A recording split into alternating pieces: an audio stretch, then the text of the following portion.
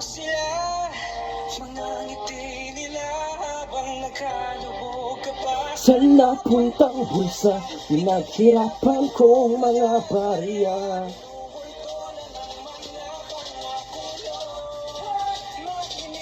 Ako ay Pilipino sa isip at sa gawa, ngunit bakit mga Pilipino'y walang nagagawa? Tayo inaalipin sa ating sariling bansa, kaliwat kanan ng pagnanakaw ng mga walang hiya. Imbis tumulong, sinulong ay korupsyon. Wala na talagang pagbabago sa ating nasyon. Paano tayo uunlad kung sila mismo sumisira sa pamamagitan ng proyekto? Ay kumikita yan na ba ang papamana nyo sa susunod na henerasyon?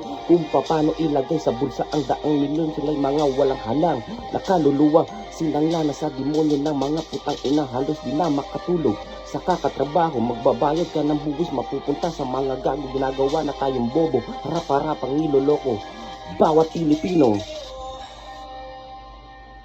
Matatawag pa ba tayong malaya kung sa sariling bansa natin tayo ay kinakawawa?